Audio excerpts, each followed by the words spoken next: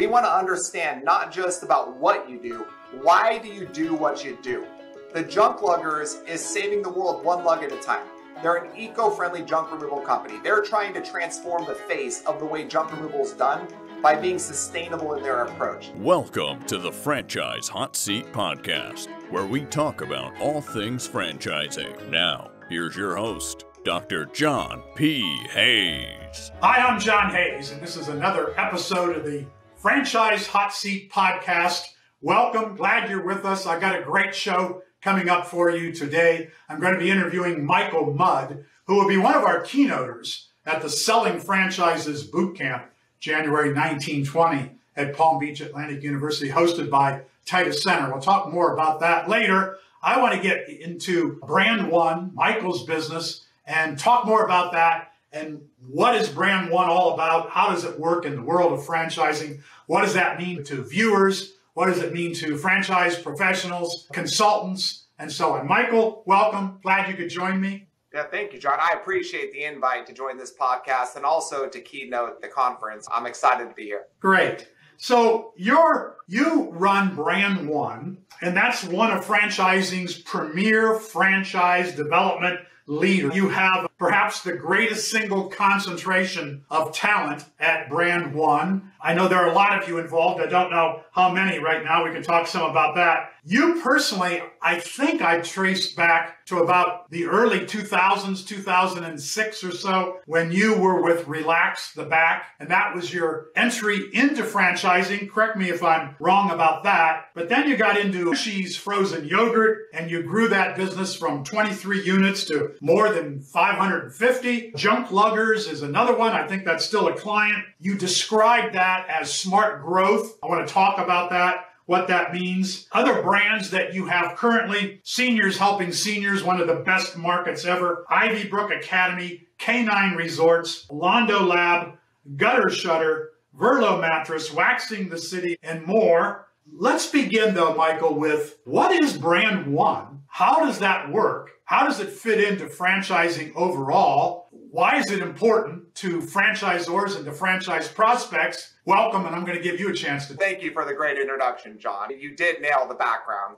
Brand One is the nation's premier franchise development firm. What we do is help our clients. We have 16 brands that we support their franchise development efforts. And Brand One handles all aspects of franchise recruitment. We put together the strategy of recruitment, which is really how we're going to generate the candidate. We also do the process design, which is creating all the automation, the video assets, the marketing collateral to attract and educate the franchise candidates. We also put together the talent that has the conversations with the candidates to help them along the research journey to make an informed decision about the franchise opportunity. And we work right now with 16 brands. We work in both brick and mortar. We have service-based brands. We work with investment levels as low as $80,000 and as high as $2.7 million. So we work the whole gamut. What people love about Brand One is we don't sell franchises, we recruit franchisees. The philosophy that we take is categorically different. In other words, what we do is say no to a lot of candidates that are the wrong fit for a brand. We're looking for a candidate profile. We then go recruit that franchise profile in the numbers that a brand can realistically support. So what we do through our due diligence before we take on a client, we understand the objectives that a brand has, we understand their infrastructure, we understand their capital position, and then we make recommendations to them so they can attract the right candidate that's going to give them the best royalty margin possible. Because one thing, John, I'll navigate through a bunch of different things here, but royalty margins are important because your highest performing franchisees are going to produce the most amount of sales, but also the highest performing franchisees are going to use the least amount of resources for a franchisor. So what we're doing is trying to find the best franchise candidate for a particular brand so that the brand can realize premier royalty margins within their organization. So just to be clear, you don't own any of these brands. They're your client. Correct. All of their clients, we don't own the brands that we represent in many of the cases. Okay. And your principal job, even though there's this controversy, we're not franchise sales, we're franchise development or we're franchise recruitment. It's a different philosophy. I realize, and everybody seems to want to stay away from franchise sales, which I want to talk to you about that as well. But you are recruiting franchisees for specific brands, and are you responsible for generating the leads? Yes, we do recruitment, and we are responsible for lead generation. So at Brand One, we actually generate the candidate through a variety. We believe in diversification and how our candidates come in the process. If you look at our performance, roughly 30% of our successful placements are coming organic, which I would say is anything not coming in through a franchise consumer or franchise broker or franchise coach, depending on the vernacular that you're using within any given system. So we like diversification, so franchisors can realize a diversity in how they're generating their candidates, but Brand One does handle all the strategy and the actual lead generation for a brand. Okay,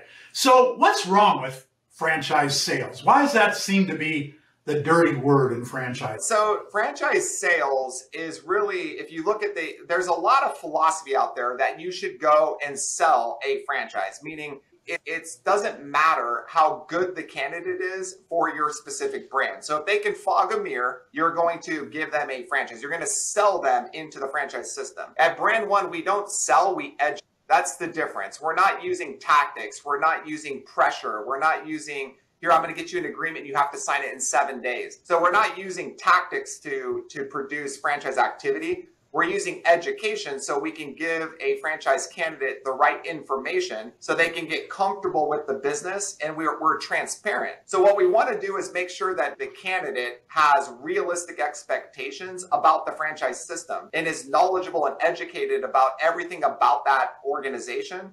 So when they make a decision to move forward in the franchise, they have realistic expectations and they hit the ground running, as opposed to having the ahas or you didn't tell me about that. So we're trying to create and maintain brand culture within the organizations that we represent. Okay, so in the 1980s, when I was very involved with International Franchise Association, doing a lot of education on there, it became very popular to say, we don't sell franchises, we award franchises. I don't hear that as much today, but now it's more franchise development, franchise recruitment, franchise education, which I'm all for franchise education. I literally don't sell franchises, and I don't recruit franchisees, but I do a lot of education. So is that important? Because too many brands, if they can fog a mirror, they sell them a franchise. Yeah, so we only use the word award a franchise because every candidate that comes into our process and is introduced to one of our clients has earned their seat. So what we design in our process, John, we create a system that we're going to watch a candidate navigate as they're learning about the franchise. And if they're not following our development system, we take a pass. Now, the reason for that is if they're not following our development system, are they going to follow the franchisor's operating system? Likely not. So what we're doing is building a system where we can watch behavior. You're going to hear a lot when I talk a lot about the behavior of a candidate. I don't watch their words, I watch their actions. So what you're trying to do is design a system that's going to observe behavior through the investigation journey to make sure they're systematic. We also recruit for culture. We have an organization called Clean Eats. They have a cult-like brand following. We help these guys achieve 85 open locations with 85 more behind it, and they are doing amazing. But they have a very unique culture within that organization. So not only are we looking for candidate background, their experience, their capitalization, but we also are trying to match the culture of that organization with this particular candidate. And if they don't believe in the core philosophy of the company, or they don't believe if they're not aligned well with the culture, we take a pass. So what I'm saying, the difference between awarding an agreement and selling agreement is that we say no to a lot of candidates. We're trying to get the right candidate into the process for that specific brand on a merit of criteria. It's not just capital, it's not just background, it's not just experience, it's even to a point of aligning the culture of the organization with the actual candidate that's working in the process with us. Yeah, which I applaud. I'm all for that. I think that's exactly the way to go. At the same time, whether there are 4,000 brands in America or 5,000 brands in America now, I've been at this for 40 some years. I've worked with a lot of franchisors, a lot of franchise consultants or brokers or other name they might want to go under. I know people are people and they got to put food on the table. There's that drive when you're in franchise development, franchise sales. there's that drive to, I did 60 last year, I'm going to do 90 this year. And in that process, franchise development folks are not going to be as detailed as what you're describing because they want to get to their 90 goal this year. So how often is that happening in your experience? Put brand one aside from that. It's not happening there. But how often are people being sold a franchise that they should have never been awarded? I believe that's more common than anyone cares to admit in franchising. And I agree.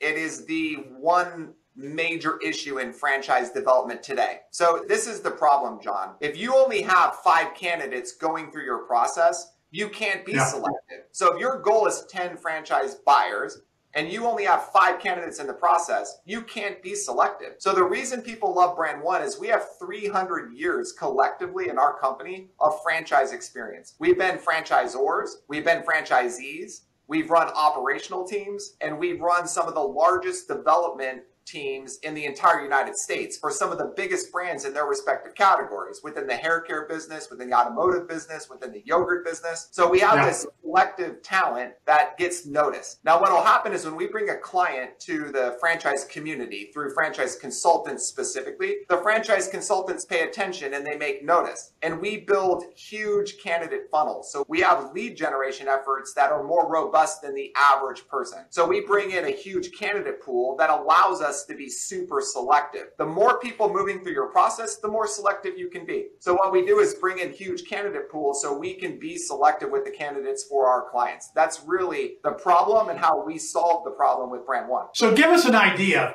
How many people do you move through your process every quarter or a whole calendar year? So typically with a brand that's moving at a good clip, we'll have anywhere between 80 to 90 active candidates within our process at any given time. So if you looked right now at the Dog Wizard, there's right now about 83 candidates actively moving through the investigation journey. Within lifetime green coatings, we probably have 96 active candidates right now moving through the investigation journey. Now that process is going to be a 60-day process on average where somebody's going to engage with us. By the way, what we do at Brand One is use a standard operating procedure. There's an SOP that defines the exact process steps and what's happening within our technology stack. We use Fran Connect, we use SlideIsle, we use Easy Text. So there's a lot of integration with tech platforms that move candidates through the process that we can track their behavior. So we have usually about 80 to 90 active candidates within a process at any given time. And many franchisors have 8 or 9 at best candidates, and particularly when they're emerging, which is understandable, which doesn't allow them to be selective if they want to sell franchises. Yeah. Our conversion rates, like what we're striving for, is 1 in 9 or better. So when we get introduced to candidate, we want to get the franchise consultants educated about what we're looking for in criteria. So there's a lot of things happening at Brand One. We have a marketing campaign to the consultants. We have a marketing campaign to the actual candidates. So we're putting together platforms that provide education not just to the candidate, but also to the franchise consultant who's also giving us introductions to these candidates, because we have to educate them first. They have to understand who is the profile, who are we looking for. So we're very specific. They know who we're looking for as a candidate for that specific brand. So the better we can educate them, the better our candidate's going to come into the process. And then what we're looking for on introductions is a 1 to 9 conversion ratio is what we're striving for. I've seen as good as 1 in 4. That's about as good as I've seen within concepts. Yeah,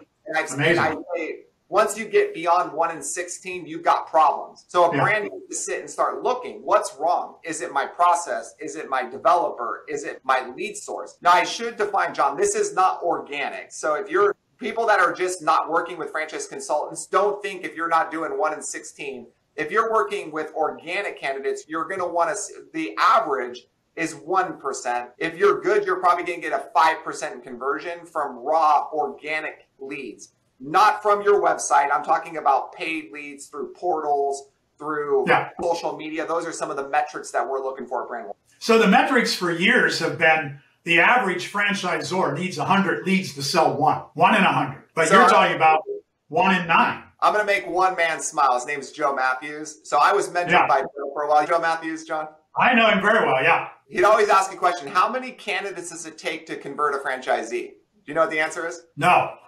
The right one. Yeah.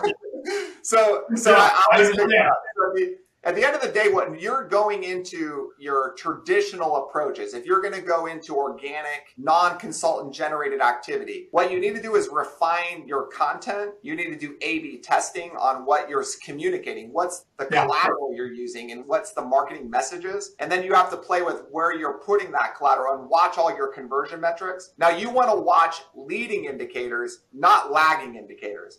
Now, you would say, what's the difference between that? Most brands track, if they track anything, they're probably tracking how much is it costing them to convert to a franchisee. I'm going to say, go ahead of the process. How much is it costing you to convert a CQ? How much is it costing you to convert a discovery day?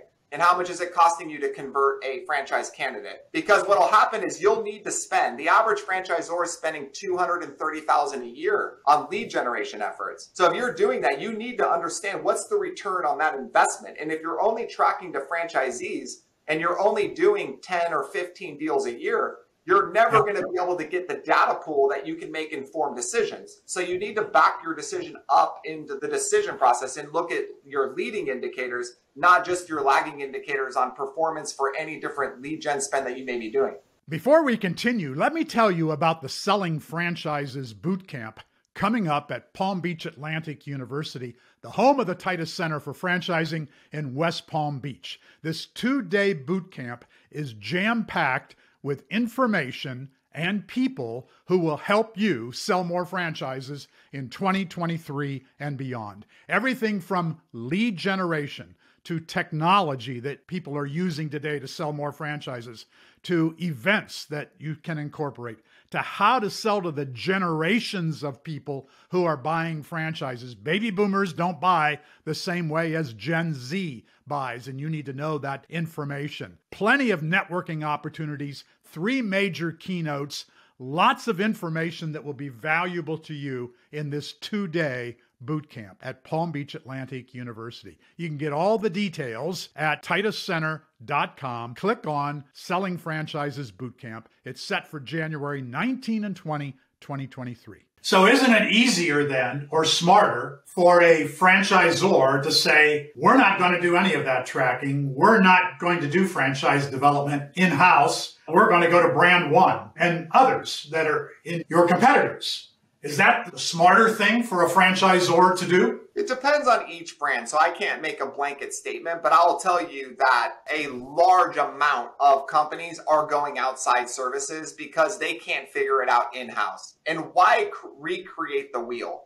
We already have a system. We already have a marketing platform. We already have the ear to the franchise consultants. We already have a marketing wheel to the franchise consultants. So instead of trying to recreate that or rebuild that, a lot of brands are just plugging into an already working system. It mitigates their risk. It allows them to prevent making a bunch of mistakes that they're going to end up costing them hundreds of thousands of dollars in mistakes before they figure out, hey, I'm just going to go outsourced and let them use an already working model, which is what Brand One provides, is predictability. We predictably provide the right profile in the right numbers to allow brands to achieve responsible growth. And the reason I say it's responsible is we want to make sure that we don't brands sometimes can grow faster than their internal capabilities are able to support. So at Brand One, we can provide optics to those things. We provide 300 years of development talent on the board of directors of a franchise. And that's something that you can't actually access that in a lot of cases, especially if you're an emerging growth brand or a micro brand. How are you going to afford 300 years of development talent to help you fuel your growth initiative? What's it going to cost a franchisor to say, we're not going to reinvent the wheel? No sense of doing that. That's what franchising is all about. That's why franchising is so valuable. We'll just go to Brand One. But what's that? How do they afford it, particularly when they are emerging? So when people align with brand one, what they're trying to achieve is enterprise value. So if a company's not interested in enterprise value, they're probably not a fit for brand one. So what's enterprise value? Enterprise value is royalty margin, is royalty and multipliers that exist when you get to a certain level of scale. So what you'll find is only 10% of franchisors are going to get to a point where they have 100 franchisees operating in their system. And it's hard for them to get to royalty sufficient. They need to be royalty sufficiency. So what we do is compress that timetable to get them profitable faster on their royalty stream. So what they're going to do is their franchise fees are going to cover the expense of recruiting and getting franchisees open and operating. What franchisors that work with us are going to understand the value of royalty. They're not going to understand the value of a franchise fee. A franchise fee should cover your operating costs to get the franchisee recruited and open and operating. And where you should be interested in driving your profit is through the royalty stream that is being produced with the franchisees. So brands that are looking to make money on franchise fees are typically organizations that are selling franchises, because they're like, hey, we can make all this money on franchise fees. Who cares about the performance of our franchise owners? That's not we look at it differently. So franchise fees should cover your operating costs to sell and open franchise owners. And then you should be interested in supporting your organization with a royalty stream that's being produced by amazing franchisees within your system. So if I hire brand one, I'm a franchisor, my franchise fee is $50,000. Am I going to give up all of that to brand one? Not all of that, but not to brand one either, because you also have franchise consultants. So it depends on how the candidate's being generated. If it comes in organically, the franchisor is obviously going to have more money left in for the franchise fee. If it comes in through a consultant, they're obviously going to have to pay the consultant, and they're going to have to pay brand one for our services. But there's still going to be money left over to support some of their operational infrastructure to get them open. So we don't take the full franchise fee, but the majority of the franchise fee is going to be used for the recruitment of the franchise owner. And the franchisee should be focused on royalty if they're going to be a good fit for brand one. Exactly. So one of the things that you do that's interesting and applaudable is that you watch the behavior of candidates. You want to know, if we tell them we've got to get from number 1 through number 6, and here's how we do that, you want to know if they're going to follow that process, because as you said before, they're not going to follow your process, probably not going to follow the franchisor's process or system. And if you're not going to do that, why get into franchising? And yet we know many franchisees are frustrated because they don't follow the system, they don't follow procedures. So you watch the behavior. Talk a little bit more about how you're doing that, why that's important, who does that for you, and so on. So I believe my role as a franchise recruiter is somebody who sets expectations and then holds a candidate accountable. So accountability is very important. So it's simple things like this. If you come into our process, we send out an intro video to you and a link to get scheduled into my calendar. That's the first thing that happens. So in the first meeting, I'm going to ask questions about the video. Did you watch the video? What did you think about the video? So if you got into if we're having a first meeting and you haven't prepared yourself for the meeting, what does that show about you as a candidate? Have you even looked at our website? So there are certain things that I'm trying to understand. Is this candidate putting in efforts to the research? Now, as we get deeper, so we set up franchisee calls so candidates can hear about the experience from the existing franchisee base. I'm going to ask them how that call go, what that mean to you. And if they didn't get on the call, it's probably an indication that something's wrong. Or this is an example. I'll give you invitations to attend 3 franchisee calls. None of them you made. You didn't make a single one of those calls yet. In a conversation, you say, I want you to put me together with 3 individual conversations. Great. I have no problems with you talking to individual franchisees, but I want you to follow the system first. So you need to prove that you joined the 3. I invited you to 3 group calls. You joined that. Now you want to talk to an individual? No problem. But if you haven't joined the 3 group calls, you're not even interested in following the system that creates efficiencies for our franchisee community. So if you can't follow a system to make it efficient for our franchise owners, then you're not deserving of an individual call. You haven't earned your seat to actually understand this system. So what I'm always looking for is watching behavior through a lot of things. Everything that's happening in the process is being observed. And then we put notes and we put all kinds of comments into our contact record so we can track that behavior over the 2-month journey of them researching the franchise. You convert 1 in 9. There are 8 that don't make it. Of the 8, how many of them didn't make it because they didn't follow the procedures? I would say 2. Which is lower than I thought. But why? What motivates people to call brand one or call a franchisor and then not do what? Why would you do that? Unless perhaps you haven't been educated about franchising, realizing that if you're not a follower of systems, franchising is not going to work for you no matter which brand or who you are or how much money you have. And yet, is it lack of education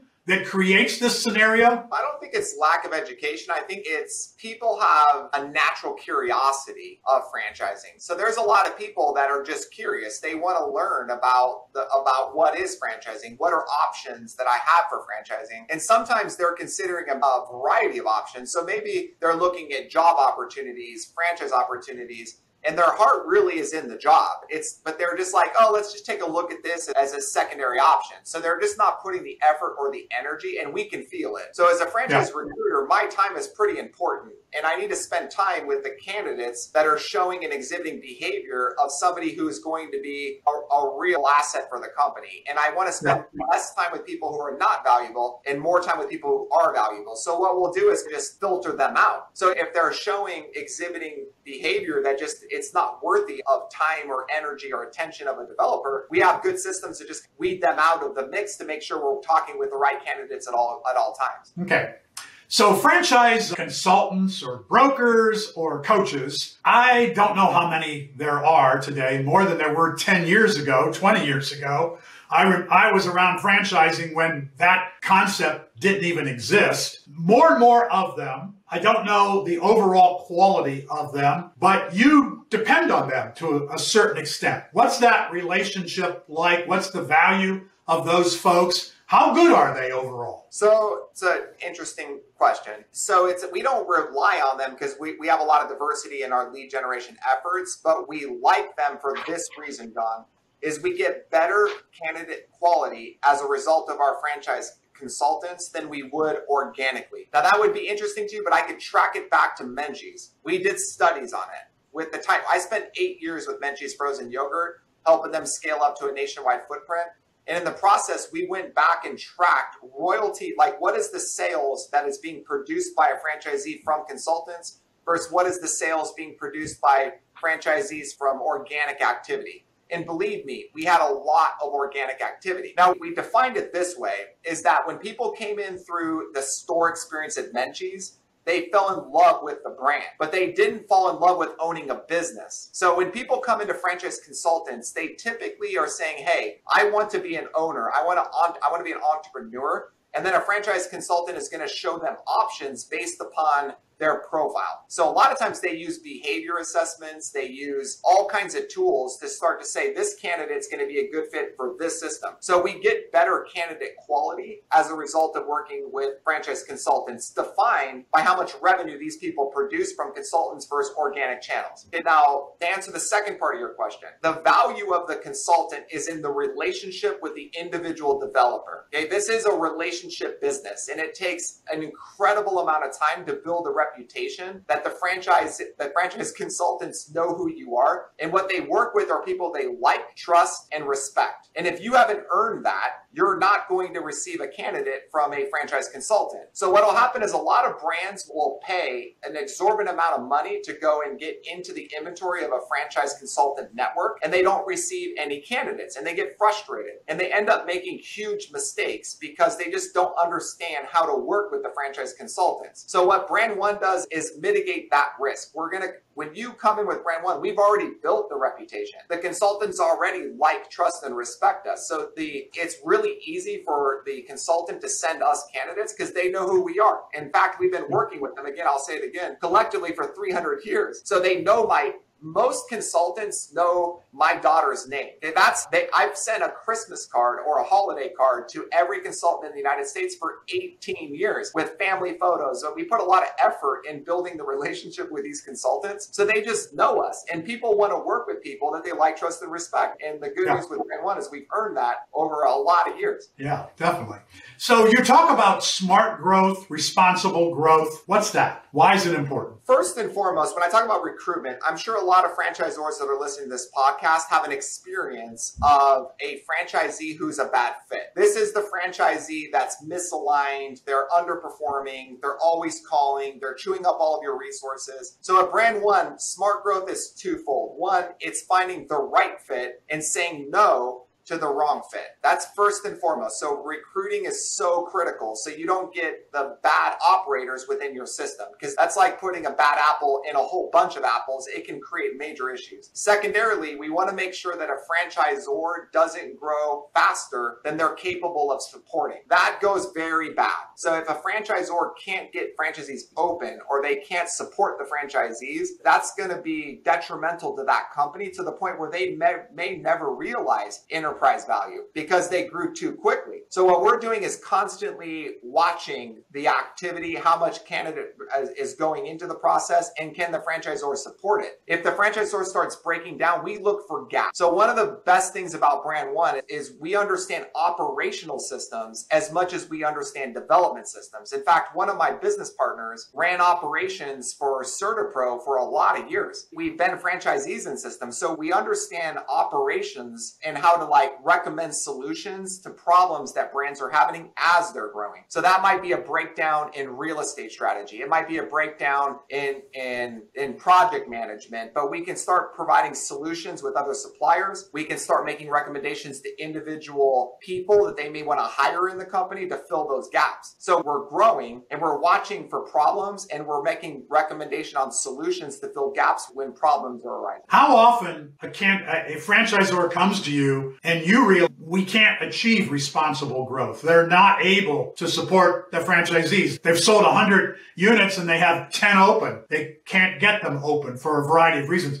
How often does that happen? And then do you say, come back to us in 90 days or a year when you fix these problems? So I'll give you a story. I'm going to answer and give you a story. So we see about 100 brands a year we have conversations with, and we start doing our due diligence and research, and we say no to most of them, John. So it's difficult for us to find great brands who are worthy of their growth. Okay. So we're looking for the right company to align with our organization. Because another thing too is that our company has to live in the culture of the brand that we're growing. So we need to make sure there's a good culture alignment, that we believe in the same values and the philosophies. So we bumped into Josh Cohen, who's the founder and CEO of the Junk Luggers, years before we took him on as a client. And when we first met him, we were like, hey, Josh, you're not in a position that is going to be able to support the type of growth we're going to produce. From a capital standpoint, from an infrastructure standpoint, he just wasn't there. So he left after the conversation. We talked to him for a while. And he came back a year and a half later and he said, hey, Brand One, I've now aligned with Contractor Nation. I've picked up capital. I've expanded the team. We started having more looks with more conversations. We said, Josh, this is right. Let's do it. So we helped him out. He had 20 franchisees at that time. 2 years later, John, he now has 360 territories. He's a nationwide brand. He has a full nationwide platform. You guys are probably aware he just was purchased by Authority Brands. By the way, I just got off a meeting with Authority Brands right before I came into this podcast. So we've helped Josh change his life, but he wasn't ready at the time we had conversations with him. So we told him what he needed to do. We gave him recommendations. He came back a year and a half later, and now his whole life has changed as a result of what we did collectively.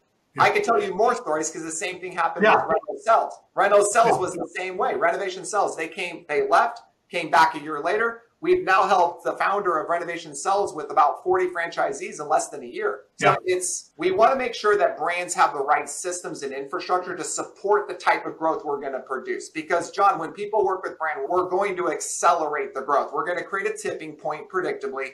We're going to help them accelerate. We're going to get the right franchisees, and we're going to create enterprise value predictably. But they have to be ready for that. It's not all, they have to be ready to support the growth that we're going to produce. So what you do, Michael, is such a great service to the franchise prospect, the right franchise prospects, the serious prospects, the folks who are willing to get educated. They don't see this as just an opportunity to get rich, to become a franchisee. You've already done the due diligence on these companies, which is a great help to the franchisee prospect. Correct. It's going to take us 3 months of due diligence before we ever take on a client. And that's calling their franchisees, running financial models, looking at their FDD. We oftentimes have to look at and then give recommendations to the franchisor on how to position their offering more effectively. So we do our due diligence, and what we look for is the same thing a candidate's looking for. Because if a candidate's not going to like it, we don't want to take on the brand. Because at the end of the day,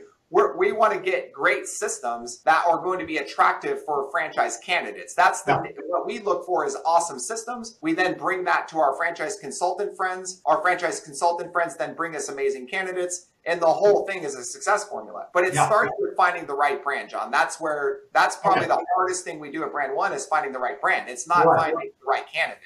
That we have candidate pools to support pretty much any brand if they're worthy of their growth. Okay. And then you have this rule that you find great companies that you like, trust, and respect, and they must do good in the communities they serve. Why do you care? Why is that important? Integrity, John. So we know that we're going to build nationwide platforms. And if the company's not doing good in the community they serve, we don't want to help a brand that isn't going to serve their community in a meaningful way.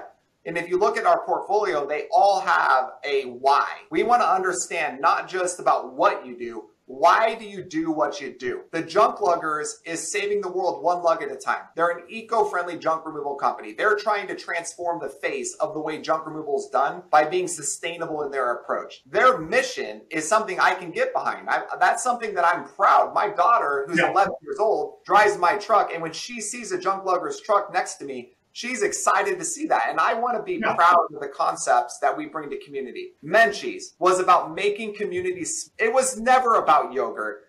On the cup, we make you smile. The whole brand was about a family. It's a family-oriented brand that does good in the community they serve. So we're looking for brands that do good. Brand One, we believe, does good in the community as well because we're helping people into systems that are worthy. We're helping people become wildly successful beyond their wildest dreams. We're helping them be independent. We're helping great brands attract great people. So it's just matchmaking with brands that are worthy and doing good in communities they serve. Yeah. And it's just amazing, particularly as a franchise educator, talking to people all over the world about franchising and why it's of value, providing that service, that smile, maybe money, maybe assistance in times of emergencies. That's what franchising provides. More than any other concept or any other system of operations, franchising is there making a difference, not just at the cash register, not just in one unit, but in 4,000, 5,000 brands across North America. It's just amazing to me. Yeah, me too. I was mentored by a gentleman named Amit Kleinberg, who he was the president or he was the CEO of Men. And Amit would always say, because there's a lot of companies out there talking about ILWEED, income, lifestyle, equity, and wealth. They think that's the primary reason candidates are coming into a system. I would argue that a candidate that's worthy of a franchise is already successful. So they already are generating income, lifestyle, equity, and wealth most of the time. We bring in candidates, John, that have in some cases $80 and $100 million of assets that come into some of our systems here. So they're not just looking for income, lifestyle, equity, and wealth. They're also looking for the why. What are you doing? So it's not just, there's a lot of societal candidates in the world today that are looking for more than just income. They want to create positive impacts in community. So it has to be more than just what's it going to do from an income standpoint. A lot of times people want to understand what's the brand's purpose, like what's its culture. They want to be in something that they believe in, not just about generating income. Yeah, I love being part of that, and particularly at this stage of my career in my life, being at Palm Beach Atlantic University, leading students at the Titus Center. where we continue to have growth every year. Makes me very proud to be involved in franchising. And you're coming to the campus. You're going to talk at the Selling Franchises Boot Camp. And what's that going to be like? What are you going to tell that audience? So what I want to be is I want to be there to serve, John. That's all. I'm going to come out to Titus and I'm going to share everything I know about franchising. I'm going to try to help as many people as I possibly can. That's my intent, is to come out there and share some knowledge and things that I've learned along the way. And I worked with a lot of brands in a lot of industries.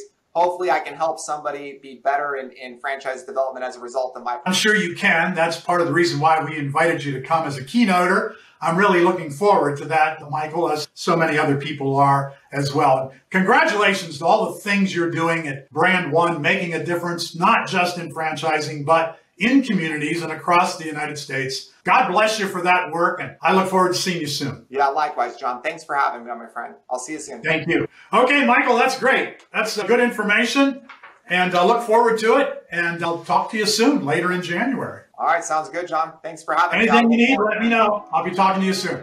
All right, likewise, John. Thank you. Okay, take care. Bye-bye. Thanks for tuning in to the Franchise Hot Seat Podcast with Dr. John P. Hayes. Tune in next time for more conversation around all things franchising.